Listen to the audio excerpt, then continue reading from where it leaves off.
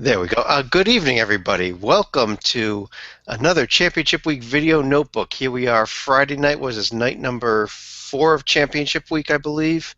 Yeah, I'm your host, Chad Sherwood. Joining us, David Griggs. First of all, David, how are you doing? I'm doing pretty good.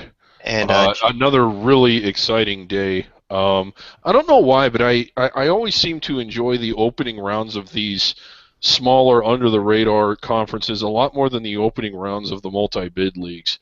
Today was just a fun day, and yesterday too. We'll get it, to it all. it was. We had a couple of really good games that we're going to get to in a couple of seconds here. I also want to introduce our other panelist, John Slika, if I could speak here. John, how are you? I'm doing quite well here on Championship Week, and no, we are not calling it Champ Week here. No, I don't we know are who not. came up with that idea. Well, actually, we wanted to get right into the games here, and I'm going to go ahead and pull up on my screen here. And I actually think it was a typo here. This is actually Chimp Week. So Yeah. everybody, welcome to Hoops HD's coverage of Chimp Week here. Yes, Champ Week. And again, I guess this is the hashtag culture we live in now. It's not Championship Week, it's now Champ Week. Thanks. Chimp Week. Yeah. CHIMP. When you Yeah, tweet it out, Chimp. Chimp Week. Right. Let's get right into the games here. We should be pulling up the. Let's roll this up a little bit here. The game of the night tonight. Let's start right there in the Ohio Valley Conference, the first semifinal. Austin Peay Belmont going overtime in just an incredible game, and Austin Peay pulls out the huge upset, 8 seed in the championship game. David, your thoughts on this game? Yeah, and this run actually kind of started before the conference tournament even started. You might recall they had to win a game their final regular season game And get help. just to get in here. And then they blasted Texas Tech. That was kind of a surprise. Didn't really watch much of it because the game wasn't close and because the stream kept freezing. Fell way behind at Tennessee Tech. I believe they were down 8-19, or I'm sorry, to Tennessee State. We're down 18-19 in Tennessee State's home city. Came back and won. And then the day, took it to the Belmont team that clearly looked better than anyone else in this league, at least for most of the season, and ended up getting the win in overtime. Austin Peay advancing all the way to the championship game. They'll face another good story, UT Martin. They had been good more recently than what I remember. I remember them having seasons where they only won 3 and 4 games, but as you just pointed out just before they went on, they were a first-place team back in 2009. But again, they've really turned it around. Martin has. So a really interesting storyline in this tournament. Yeah. One of the things to UT Martin, actually, this is their first ever OVC championship game. Despite that one first place finish, they didn't get out of the semifinals that year. Austin Peay, actually, Belmont thought they had won the game there for a minute at the end of overtime. Oh, crazy. A shot that, upon review, was about a tenth of a second beyond too late. The officials originally called it as good. To my naked eye, it looked like it was not good, and the replay confirmed that. What was just an amazing game, though. Oh, it was. Lots of fun to watch. And John, coming up tomorrow, the first automatic bid will be handed out tomorrow. I believe it's a 4 o'clock in the afternoon start. Austin Peay and UT Martin. Which of these incredible stories do you think is going to come through here? Okay, it's actually going to be a 6 o'clock start right here, but as one of the things I alluded to last night, Austin Peay would be okay as long as they played a team within the state of Tennessee, and I guess Martin would qualify, but I think they're going to be able to overcome the miracle on Martin, and we'll probably see Peay and Dave Luce make it to the NCAA tournament for, the 11th time in program history? Yeah, Dave Luce, they interviewed him after the game. After all that, this just unbelievable, dramatic, back and forth Cinderella story that comes down to a last-second shot that was waved off. And Dave Luce, on television after the game, looked like he had just been woken up from a nap. Well, Dave Luce, what they were actually saying during the game is that as a good luck charm, he has worn the same suit the last 3 days. Will wear it again tomorrow, and he's smelling about the same as our friend the chimp here right now, apparently. Yeah. Uh, let's go ahead and move on beyond the Ohio Valley Conference and move over to the Missouri Valley Arch Madness, where we almost had an unbelievable feat happen today from if you're a fan of numbers. All four games had a shot to have the winning team score 66 points. A missed free throw at the end of the Indiana State game left them with only 65. But we start off the day with that Wichita State Loyola game, and Loyola really had a shot to win this game until about 4 minutes left when Wichita, especially Ron Baker, really turned it on. Yeah, not a very impressive showing for Wichita at all. Not to take anything away from Loyola, but I believe Loyola went on, was it like a 17-4 run to get the lead? And again, you don't. Not to take anything away from Loyola, but I'm going to take something away from Loyola. This was a game Wichita came into knowing that they were undermatched and knowing they had to win, and they just looked flat. They didn't look good. This is not how you come into a game that you cannot afford to lose. Kind of discouraging here on the part of the Shockers. On the other hand, great teams are not always great, but they're great when they have to be. And the Shockers only allowed 2 points to Loyola in the final 4 minutes, so that's one reason why they're moving on to face Northern Iowa tomorrow. Well, I'm really disappointed with the way Van Vliet played today, but Ron Baker really bailed him out there. The rest of the bracket here, though, John, Northern Iowa, Evansville, Indiana State in a mild upset. Don't think it was a very major upset. No. I don't know that any of these games were nearly as exciting as that first one either. Well, I managed to get one of the two upsets right here, but then again, Indiana State really isn't that much of a stretch here. But I still think Evansville and Wichita State are going to end up facing off for the title on Sunday. You got to watch out for this Northern Iowa team. They're really well coached. They're going to come in really confident because they had beaten Wichita before. They defended Wichita in a way that was very difficult for them to operate in the second half of the game, and it was a kind of a matchup to where whenever Van Vliet got the ball, they put two players on him. So it would not shock me. And we've seen what Northern Iowa can do when they play up to their ceiling. Now, they don't always play up to their ceiling, but it would not shock me at all if Northern Iowa won that game tomorrow. Well, my original call in this conference was Evansville over UNI in the championship game, so I got to stick with that. I'm still alive for that prediction.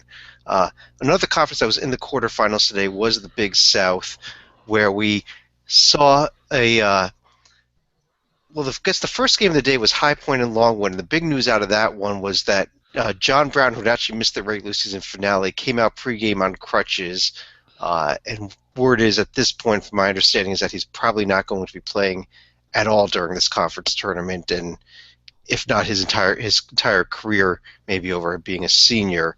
On top of that, to make matters worse for High Point, about halfway through the first half, oops, I lost it there. What happened? You've got their Ken Palm page up. There we go. Okay. About halfway through the first half, the High Point's second leading scorer also went down with an injury, and he may not be available also. So even without their top two players, though, High Point did knock off Longwood tonight to advance to the semifinals. Chalk holding across the board here, though, other than Gardner-Webb knocking off Coastal Carolina. Yeah, don't be deceived by that number 4 that's next to NC Asheville, because they led the Big South for a good chunk of the regular season here. Yep. So, and again, they looked pretty good today, edging out Liberty. Right. Winthrop kind of got by Presby fairly easily. The Gardner-Webb Coastal Carolina game was close. And anybody that would have picked Coastal Carolina to win this conference tournament, we've edited that out, and that person clearly picked up Winthrop to win it. Right. Coastal Carolina done with the Big South forever. So, forever. And that's if you were lucky enough to see the internet feeds, because they were crapping in and out at times today. Yeah, Bowie's Creek, not exactly a metropolis of activity. I don't know if that has anything to do with what the issue is, but the tournament's in Asheville. I was really impressed with Asheville today. It wouldn't shock me if they just they certainly look like the best team to me, at least today. So Yeah. Okay. Let's keep going on here. And another conference that had two of its quarterfinals played today was the Metro Atlantic. Uh, both teams, Monmouth and Canisius, more or less rolling. Monmouth kind of tried to let Ryder back into the game late before finally turning it back on again. But it almost felt to me like Monmouth just fell asleep halfway through the second half and then finally woke up again. Yeah, I mean, that's kind of what it looked like. Monmouth's shot selection is still awful, but they did get it done today. Iona also winning. The two games tomorrow should be fun. St. Peter's and Fairfield. St. Peter's had a pretty good season, and at times they looked like the second best team in the league. And then, of course, Siena, the host team in Manhattan. If Siena wins,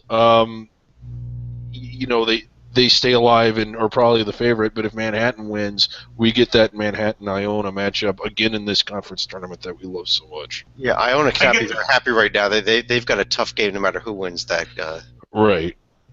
I get the feeling that Monmouth was trying to save some energy for their following game, but then they realized it's not going to be until Sunday. Right. Yeah.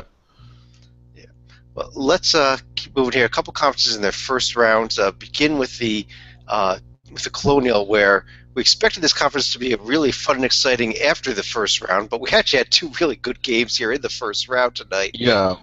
Beginning with that Elon Drexel game that both teams kept looking like they're about to pull away, and then whoever fell behind just made the comeback.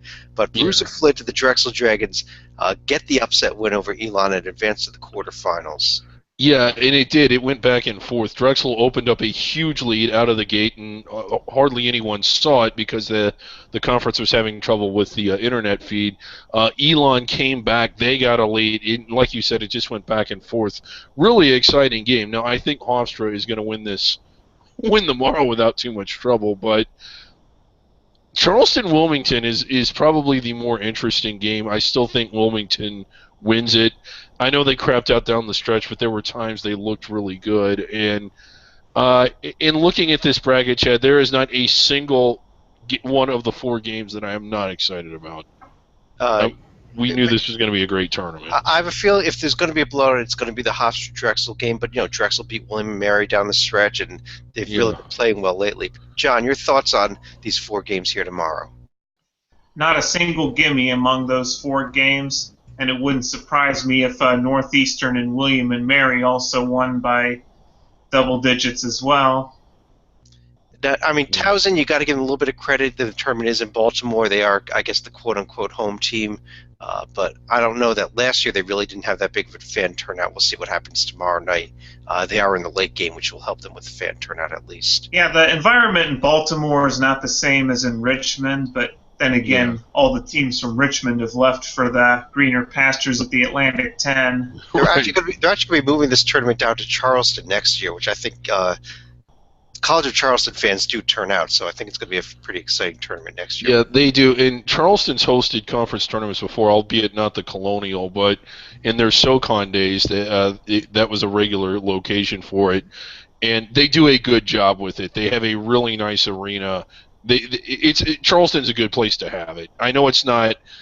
It seems almost crazy that the Colonial would not be in Virginia after we got so used to seeing it there, but it's not the most centrally located city, but it's a fun city to be at, and they'll do a good job with it. And there's also a reason why Charleston hosts a pre-Thanksgiving tournament each year now as well. Right. That they don't always play in themselves, which I find hilarious, but whatever.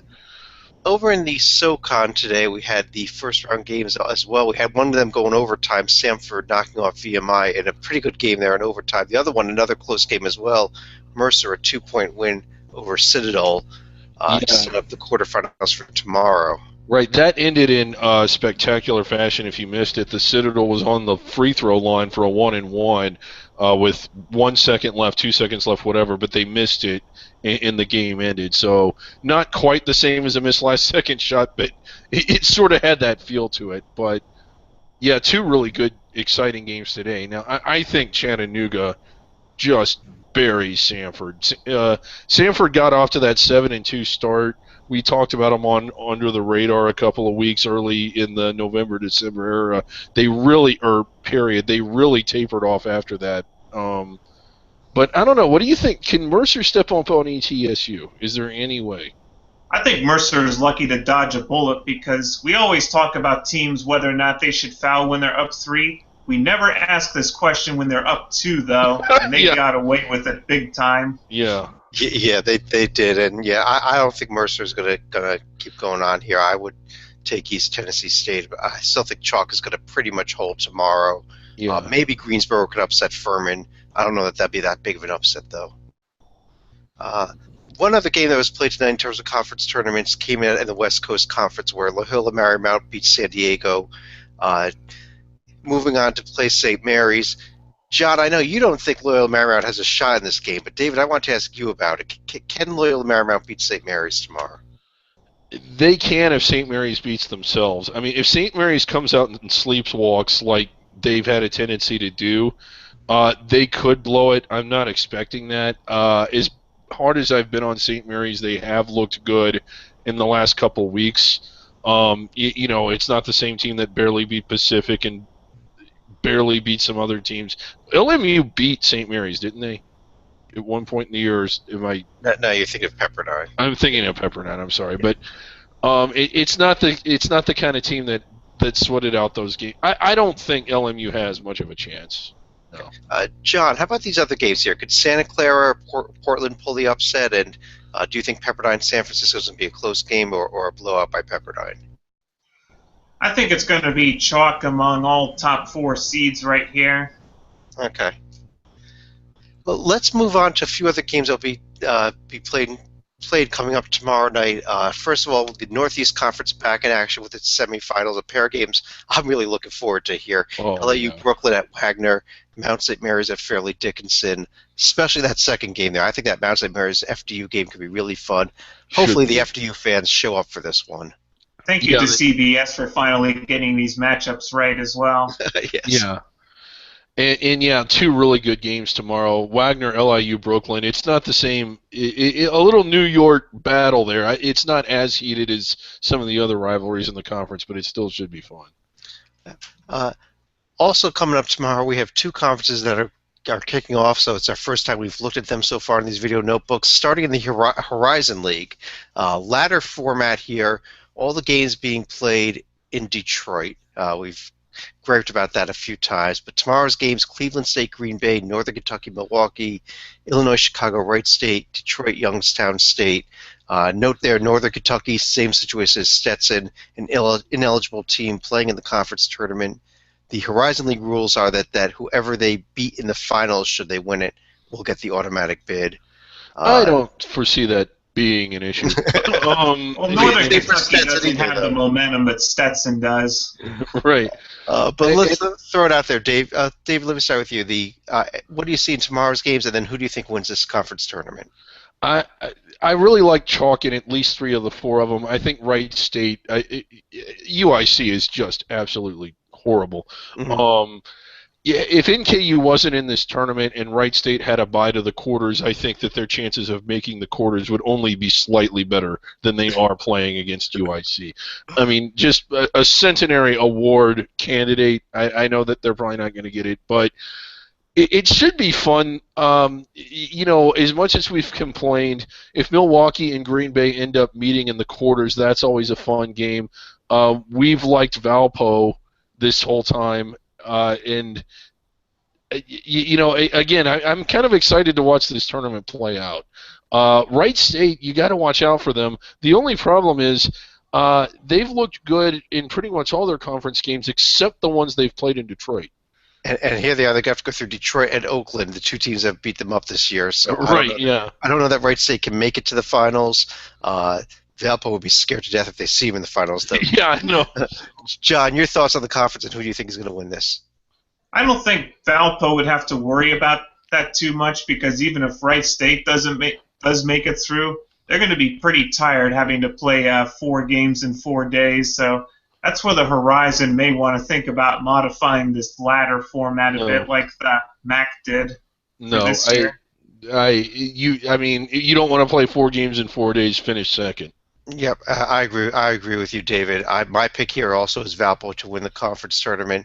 I think in terms of tomorrow's games, Youngstown State over Detroit could would be a very mild upset, but I could see that happening. Yeah. One other conference that will be kicking off tomorrow is the Summit League. What is that? Okay, is the Summit League here? It's the Summit League. Okay. We have only 2 of the quarterfinals we play tomorrow, though. Just the 1 seed IP Fort Wayne playing South Dakota, and the 2 seed South Dakota State playing Oral Roberts. The other 2 quarterfinals will be coming up on Sunday. But John, let me start with you this time. Do you see either one of these games being an upset tomorrow? And then who do you think wins this bracket? I think one I would actually be looking forward to a little bit more is going to be Omaha's debut in the Summit Tournament against Denver. But I still think I'm going to go with our preseason pick, and that's South Dakota State to win this tournament. David, your thoughts? Remember, this conference tournament is being played in Sioux Falls, South Dakota. Yeah, it's kind of hard not to pick South Dakota State considering the location. And I like IPFW's team a lot, but if they end up getting to the finals, which I'm thinking they will, it's just it's not the same as it being on South Dakota State's campus, but the atmosphere will strongly favor them. I think you almost have to go with South Dakota State here. Now, I will say this. North Dakota State has underachieved all year. They have the ability, I don't know if they're going to do it, to really make a lot of noise. IUPUI, another good story, a team that was absolutely putrid but really turned it on in the second half of the year. So I realize that that's the day after tomorrow, but that North Dakota State IUPUI game is interesting. And do we see IUPUI and IPFW in big rivalry state there in front of about a dozen fans out in Sioux Falls? Yeah, I mean, IP Fort Wayne has I think that's a tougher road to the championship, having to go through either IUPUI or North Dakota State in the semifinals. But I'm going to stick with the chalk here. I'm going to go with Fort Wayne to win this conference tournament and make their first ever NCAAs. Yeah, and you may recall South Dakota State, or was it North Dakota State? It was North Dakota State, I'm sorry. Got to the round of 32 one year and beat IPFW in the championship game, and it was, I mean, IPFW took them to the walls. So yes, that was at North Dakota State. Yeah. Chet, are we debuting our new feature now? Not quite yet. We have a couple other things to talk about for tomorrow. We do have one other automatic bid that could be won tomorrow. We just want to discuss that briefly, and that's in the Ivy League, where tonight Princeton went down in an upset loss at Harvard. Game that they had a shot to at least tie at the very end of regulation, didn't do it. If Yale wins tomorrow, and they're on the road in Columbia, not an easy game, if they do that, they do make the NCAA tournament. Even if Yale loses, then Princeton would have to both win at Dartmouth tomorrow and beat Penn at home on Tuesday to force a one-game playoff. So keep that in mind. One other game of note just for tomorrow outside the conference tournaments, and a little bit of news about this one. North Carolina and Duke are playing, David, and I just found out that these two schools are located 8 miles apart and have never played in the NCAA tournament. Yeah, that is tomorrow. Wow. Yeah, remarkable. 8 miles apart, never played in the NCAA tournament. But yeah, Ivy League a little bit. Princeton goes to Harvard, who had been limp all season, can't get it done. I was kind of surprised, based on how good Princeton had looked for most of the year, that they went in there and struggled like they did against, let's be honest, a really bad Harvard team. Yeah, I was at the first Princeton-Harvard game, and Princeton just blew them out of the gym. And that's why I was absolutely shocked by this result tonight. And Yale last year had a shot on the road to the regular season finale, same spot at Dartmouth, and lost it on a buzzer beater. Then lost another close one in the playoffs. So yeah, it not was quite there for Yale. And Columbia is the third best team in the Ivy. So last year Yale, although I know now it's like, ooh, they have to win 2 games. Last year Yale had this wrapped up because Dartmouth was so pitiful. Yet they go and lose to Dartmouth in what is still one of the most tremendously spectacular ways I've ever seen a team lose a game. Now, this time Yale is going to be coming in with quite a bit of momentum because this was one of their games that was on ASN tonight. They could have pretty much named whatever score they wanted against Cornell tonight. Yeah. Columbia is going to be a taller order for sure. It will be. Now, we do have actually 14 conferences that will be finishing up their regular season tomorrow. After tomorrow, only the American, Big Ten, and the Ivy League will have any regular season's games left. So keep an eye out for additional conference tournament brackets on the site. But David, we have a new feature, and then we want to get to our survival board. Yes. And one of the things we're doing in relation to the survival board is that we are actually going to be corresponding with the selection committee, and particularly Chairman Joe Castiglione. And this is exciting. We're going to be doing this every night between now and Selection Sunday, and basically just conversing, discussing, seeing how the selection process is going, sharing our thoughts, and just basic correspondence. I think that it's great that we're doing this. Don't you? Absolutely. Let's get this up there. I'm putting up on your screen. We're actually going to tweet to him right now, aren't we? Yes, we're going to do this right now. It should be up here in a second. Can we see it yet? There it is, David G. Yes. Puppets Hoops HD Twitter account. So yes. So let's just get this started here. You'll be able to see it here, and we're just going to search for. See if he's coming up here. There he is. Joe Castiglione. So we're at Sooner AD. Yeah, and we're going to tweet to him here, and let's just see what we got here. All right.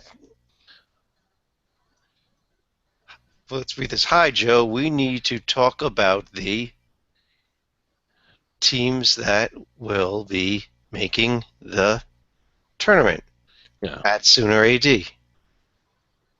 What's a good number to reach you at? I think we're just about done with letters too, but that should be okay. Yeah. Okay. Still got 19 to go. Okay. So we're just going to send this to him right now. There we go. He just went out to him. Yeah. So we'll keep it up there. Yeah. Okay. So and again, like once he gets back with us as to what number we'll reach him at, we're going to actually try and call him as soon as he gets back with us on the show too. So perfect. So David, while we wait for him to get back to us, why don't we go ahead and bring up our survival board? And I know our audience is going to be disappointed by this. He may not get back to us tonight. But again, we do this every night. It's a daily correspondence. We may call him tomorrow if he doesn't get back with us right now. Okay. Well, let's go ahead and bring up the survival board here also, David. Okay, yeah. So let's see. Where's the NCAA Tournament Survival Board? And this is the other thing that we were going to go over with him. We've actually tweeted this to him as well, the Survival Board. Yeah, and we'll be tweeting it out to him a little bit more this week while we wait for him to get to us. But here it is. As of heading into play tonight, after last night's games, we're at 292 teams remaining, with an asterisk there, noting that Grand Canyon is still on our list. But what we're going to do here in just a couple seconds is we will be updating the board, and this is a very important tool, John. Why is this such an important tool? Can you refresh our audience? It's important to remind the selection committee which teams should be eligible for consideration and which teams like Belmont and Bucknell should no longer be considered. Okay, well, David, why don't we hit that button and see what happened as a result of tonight's games? Okay, here we go. Oh, man, 274. There we go. If we're locking it on your screen there it is. 274 teams remaining after tonight's game. If we want to scroll down a bit, we can see a couple of games that actually did occur today, and a couple of the notes there. For example, note there in the Atlantic Sun, North Florida, a little notation by them. They're not truly losing, you're screwed, because they need Stetson to lose for them to be screwed. Right, yes, yeah. We'll also see, if you scroll lower, Columbia has come off. They were mathematically eliminated from the Ivy League tonight, as well as all of our conference tournament losers today. Yeah.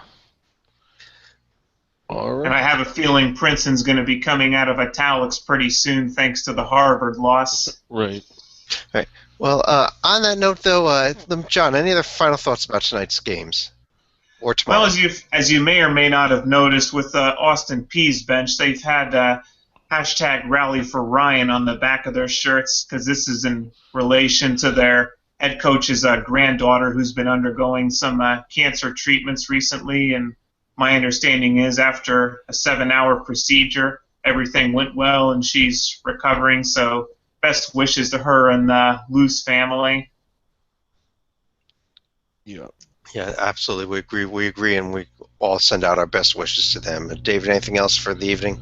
Nothing. It's just I'm not, I'm trying to think back to past years, and it always seemed like it took championship week a little bit to get going. It has been awesome every night right out of the gate.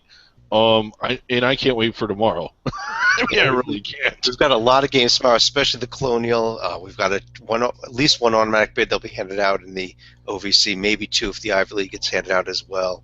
And guess we just want to. Well, David, before we log off, have you been tweeted back yet? Not yet, and I'm afraid that we didn't get that on the screen. I may have forgotten to lock it in, so it's good that you read the tweet. But again, this will be a constant correspondence every night on the show. And again, this is good. I don't think anybody else is doing this. Nobody else is corresponding directly with the committee throughout this whole process. So. Well, we will be, and we will be filling you in on what his responses are. We'll hopefully get him on the phone. We're still waiting for Mark Emmert to call us back as well. Right. Regarding the Grand Canyon Antelopes. But on that note, have a great night, everybody. We'll talk to you again tomorrow.